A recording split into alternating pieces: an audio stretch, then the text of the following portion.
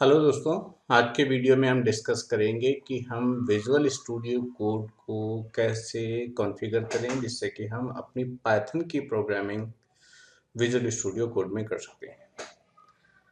पिछले वीडियो में जैसे कि हमने देखा कि हम पाइथन को कैसे करेक्टली विंडोज़ 10 पर इंस्टॉल करें। तो आज का वीडियो हमारे पास टोटली इस बात पर है कि हम विजुअल स्टूडियो कोड कैसे इंस्टॉल करें और विजुअल स्टूडियो कोड की हमें बेसिकली ज़रूरत क्यों पड़ती है। तो आप सबने जैसे कि देखा था कि पिछले वीडियो में हमने आईडीएलई को यूज़ किया था कुछ अपने प्रोग्राम्स को रन करने के लिए। तो आईडीएलई का इंटरफेस कुछ इस तरीके से होता है और अगर हम यहाँ पर बड़े प्रोग्राम्स लिखना चाहते हैं तो हमारे पास कुछ इस तरह का इंटरफेस मिलता है। इस तो बेसिक आइडिया है कि जब आप बड़े प्रोग्राम बनाते हैं तो यहाँ पर आप इस तरह से प्रोग्राम लिखते हैं। फॉर एग्जांपल एक छोटा सा प्रोग्राम मैं यहाँ पर आपके लिए लिखता हूँ। सपोज कीजिए कि हमें सम ऑफ डिजिट्स चाहिए, तो एक नंबर आपने लिया यहाँ पर कि 125 और यहाँ पर आपने कर दिया एक variable s is equal to 0 और यहाँ पर आप करते हैं while n is not equal to 0। Code समझ में नहीं आ रहा तो कोई बात नहीं। अब जैसे ही आप यहाँ पर एंटर बटन दबाते हैं तो आप ध्यान से देखते हैं कि ये जो लेफ्ट हैंड साइड का इतना पोर्शन आपके पास छूट गया है, इसे कहा जाता है इंडेंटेशन। तो पाइथन में सारी चीजें इंडेंटेशन पर बेस्ड है। तो हम यहाँ पर करते हैं रिमाइंडर इज इक्वल टू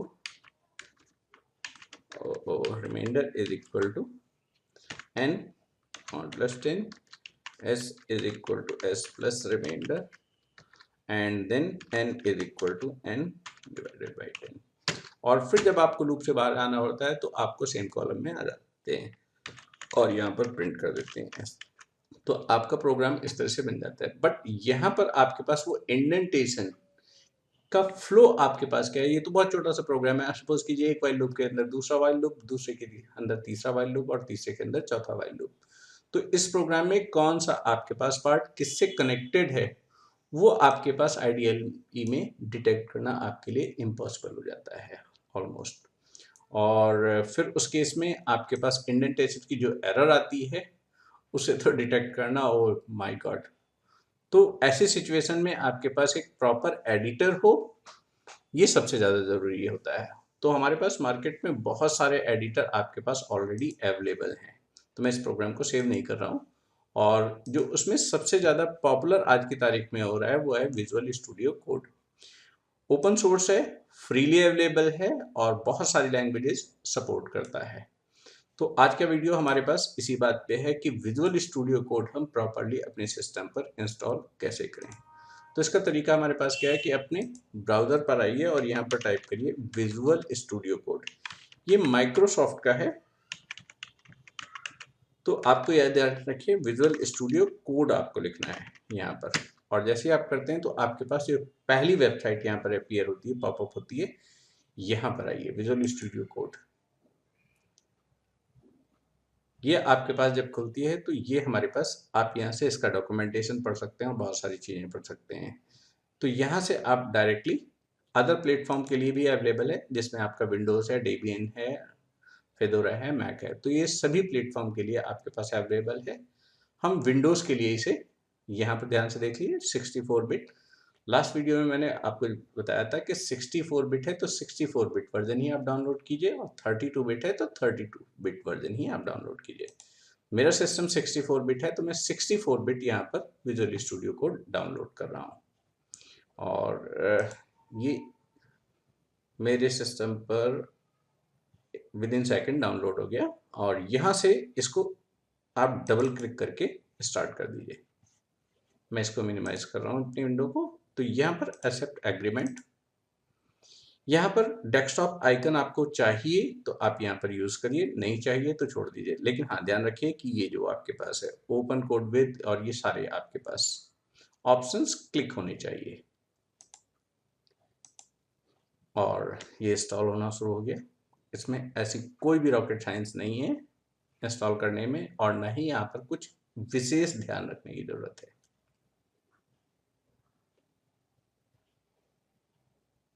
ये आपका जब इंस्टॉल हो जाएगा तो इस तरह से लॉन्चिंग के लिए कहेगा, आप इसे लॉन्च कर दीजिए। मेरे सिस्टम पर ये ऑलरेडी इंस्टॉल्ड था तो यहाँ पर कुछ चीज़ें आपके पास ऑटोमेटिकली आपको मिल जाएंगी। अब इसका इंटरफेस समझने की कोशिश करिए कि यहाँ पर हमारे पास ये मेन्यू सिस्टम, ये यहाँ पर हमारे पास है एक्सप्लोरर विंडो। एक्सप्लोरर विंडो दिखाता है कि जो भी फाइलें आपके सिस्टम पर ओपन है विजुअल स्टूडियो कोड में, वो यहाँ से आप देख सकते हैं, सर्च करने के लिए है। और ये गिट हब के लिए है, गिट और गिट हब।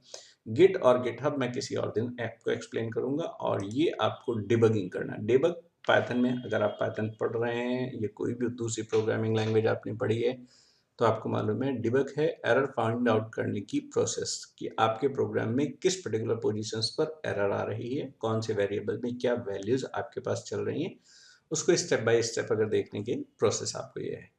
ये फीचर आपके पास आइडियली में अवेलेबल नहीं है। और सबसे ज़्यादा इंपॉर्टेंट पार्ट है ये वाला पार्ट जिसे कहते हैं हम एक्सटेंशन।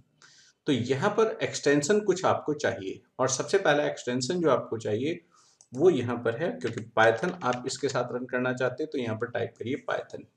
क्लियर? तो ये जो पहला आपके पास ऑप्शन आता है पाइथन बाय माइक्रोसॉफ्ट, आपको इसे इंस्टॉल करना है। मेरे सिस्टम पर इंस्टॉल था इसलिए ये रिलोड मांग रहा है। ठीक है, तो मैं अपने सिस्टम को रिलोड करता हूँ। जब भी आप इसे इंस्टॉल करेंगे तो अपने सिस्टम को एक बार रिफ्रेश करेंगे।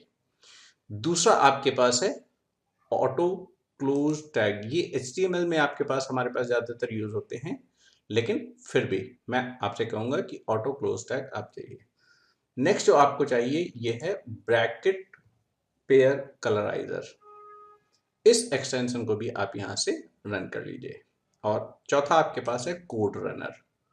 तो ये 3 एक्सटेंशंस आप जरूर आप यहां पर इंस्टॉल कीजिए।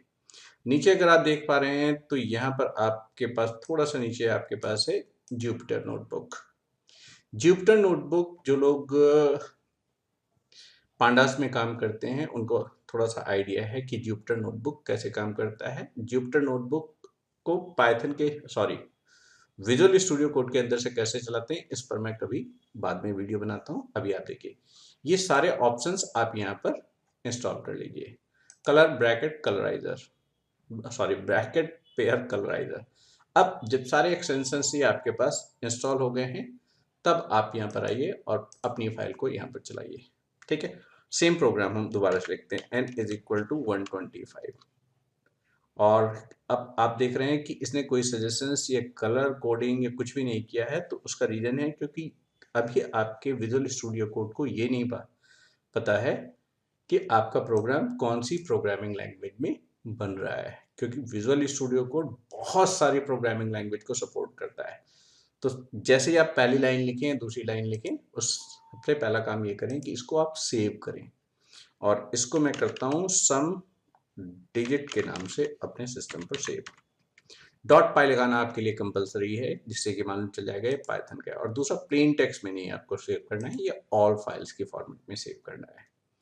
प्लेन टेक्स्ट के फॉर्मेट में सेव करेंगे तो ये आपके पास txt एक्सटेंशन ऑटोमेटिकली ऐड कर देगा और फिर ये पाइथन की फाइल ना होकर नोटपैड की फाइल की तरह बिहेव करेगी। अब आप जैसे ही करेंगे तो आप यहाँ पर देखेंगे कि आपके पास इस तरह से एक ब्रेड क्रम्स आ गए हैं और नीचे यहाँ पर पाइथन इंटरप्रेटर सेलेक्ट करने की आपको एक चीज बताई गई है। दैट मीन्स अब विजुअल स्टूडियो कोड ने डिटेक्ट कर लिया कि आप पाइथन में कोड लिख रहे हैं। तो सबसे पहले आपको मालूम है कि पाइथन इंटरप्रेटर लैंग्वेज है। तो यहाँ पर आप क्लिक करेंगे तो यहाँ पर आप देखेंगे कि ये सी पाइथन 39 python.txt ये हमारे पास पाथ आ गया है। ये पाथ हमारे पास कैसे आया है, क्योंकि पिछले वीडियो में जब हम पाइथन को करेक्टली इंस्टॉल करना देख रहे थे तो मैंने आपको ये बताया था कि पाइथन कैसे करेक्टली इंस्टॉल करें। तो आप इसे यहाँ पर सेलेक्ट कर लें। जैसे यहाँ पर सेलेक्ट करते हैं तो यहाँ पर एक दूसरा ऑप्शन आता है linter. Pylint is not install. Pylinter आपके पास काम क्या करता है कि जैसे जैसे आप प्रोग्राम लिखेंगे और एरर्स आ रही है तो उसी समय आपको ये एरर्स दिखाना शुरू कर देगा। ये फीचर भी आपके पास आइडियली में अवेलेबल नहीं होता है। तो इसे भी आप यहाँ से क्लिक कर लें और क्लिक करने के बाद ये ऑटोमेटिकली वो सारे सॉफ्टवेयर जो लिंटिंग के लिए जरूरत है वो सारे ऑटोमेटिकली इंस्टॉल कर लेगा। ये ऑटोमेटिकली इसलिए इंस्टॉल कर पा रहा है क्योंकि आपने पाइथन को करेक्टली इंस्टॉल किया हुआ है, पिप को करेक्टली इंस्टॉल किया हुआ है। पाइथन को करेक्टली इंस्टॉल कैसे करते हैं अगर आपको नहीं आता है तो प्लीज़ मेरा पुराना वीडियो देख लीजिए, डिस्क्रिप्शन बॉक्स में मैं उसका लिंक ऐड कर रहा हूँ। अब आपका पोर्शन यहाँ पर आ गया, s इज इक्वल टू 0। अब यहाँ देखिए वाइल, तो इस तरह से आपको इंटेलिजेंस मिलना शुरू हो जाता है, और इंटेलिजेंस हमारे पास आइडियली में अगेन नहीं है। अब यहाँ देखिए ऑटोमेटिकली यहाँ पर आ गया, यहाँ पर remainder is equal to n modulus 10, and then automatically follow कर रहा है s is equal to s plus,